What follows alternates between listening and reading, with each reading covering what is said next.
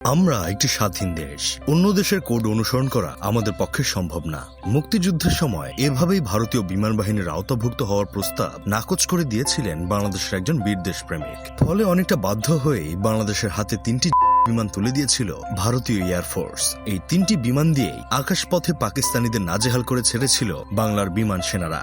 যার নেতৃত্বে এই দুঃসাহসী অভিযান পরিচালিত হয়েছিল তিনি হলেন মুক্তিযুদ্ধের উপসেনা প্রধান ও সাবেক air vice marshal A K Khandakar. ৭১-এর রণাঙ্গন ও স্বাধীন বাংলাদেশের রাজনীতির সঙ্গে গভীরভাবে জড়িয়ে রয়েছে তার নাম। মুক্তিযুদ্ধে অসামান্য অবদানের পাশাপাশি স্বাধীন বাংলাদেশের বিমান বাহিনী গঠন ও একাধিক সরকারের অধীনে মন্ত্রী হিসেবে দায়িত্ব পালন করেছেন এই বীর সেনা নায়ক। ১৯৭১ সালে যখন মুক্তিযুদ্ধ শুরু হয়, আব্দুল করিম খন্দকার ছিলেন তখন পাকিস্তানি এয়ারফোর্সের দ্বিতীয় সর্বোচ্চ অফিসার। দেশের টানে সেই পদ ছেড়ে তিনি পশ্চিম পাকিস্তান থেকে আগরতলায় এসে মুক্তিযুদ্ধে আত্মনিয়োগ করেন। ভারতীয় সেনাবাহিনীর হাইকমান্ডের সাথে বৈঠক করে মুক্তিযুদ্ধের সামরিক কৌশল তৈরিতে বিশেষভাবে অবদান রাখেন।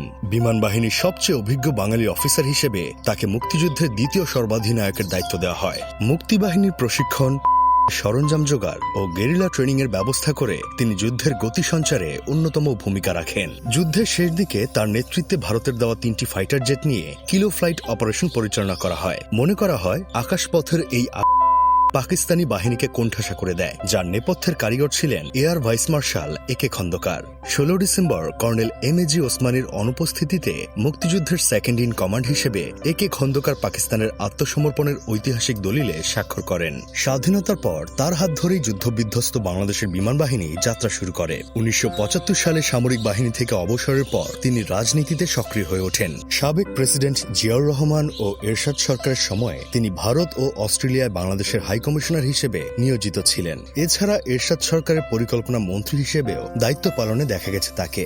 এরশাদের পতনের পর দীর্ঘ বিরতি শেষে ৯০-এর দশকের শেষের দিকে তিনি আওয়ামী লীগে যোগদান করে রাজনীতিতে প্রত্যাবর্তন করেন। ২০০৮ সালের নির্বাচনে পাবনা ২ আসন থেকে এমপি নির্বাচিত হয়ে তিনি আবারও পরিকল্পনা মন্ত্রণালয়ের দায়িত্বে ফিরে আসেন। দীর্ঘ সামরিক ও রাজনৈতিক জীবনে কখনো বিতর্কে না জড়ালেও ২০১৪ সালে নিজের লেখা একটি বইয়ের জন্য তাকে বিতর্কের শিরোনামে আসতে হয়। ১৯৭১ ভেতরে বাহিরে নামে প্রকাশিত এই বইয়ে তিনি উল্লেখ করেছিলেন ৭ই মার্চের ভাষণে বঙ্গবন্ধু নিজের কথা শেষ করেছিলেন জয় বাংলা জয় পাকিস্তান বলার মাধ্যমে। এই লেখাটির জন্য তার বিরুদ্ধে মুক্তিযুদ্ধের ইতিহাস বিকৃতির অভিযোগ এনে তীব্র সমালোচনা করে তৎকালীন আওয়ামী লীগ সরকার। তার মতো বীর উত্তম খেতাবধারী একজন মুক্তিযোদ্ধাকে কুলাঙ্গার, অকৃতজ্ঞ ও খন্দকার মোশতাকের অনুগত বলেও কটাক্ষ করা হয়। পরবর্তীতে হাসিনা সরকারের তীব্র রোষানলের মুখে সংবাদ সম্মেলন ডেকে তিনি নিজের দোষ স্বীকার করে জাতির কাছে ক্ষমা চাইতে বাধ্য হন। যদিও অনেকেই বিশ্বাস করেন বঙ্গবন্ধুর ভাষণ নিয়ে তার লেখা কথাটি অসত্য ছিল না। এই ঘটনার পর তিনি নিজেকে রাজনীতি থেকে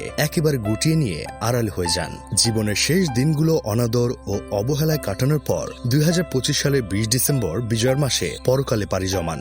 রাজনৈতিক বিতর্ককে একপাশে রাখলেও মুক্তিযুদ্ধের বীর কাণ্ডারী হিসেবে ইতিহাস তাকে মনে রাখবে চিরকাল। ভিডিওটি ভালো লেগে থাকলে আমাদের ইউটিউব চ্যানেলটি সাবস্ক্রাইব করে সাথেই থাকুন।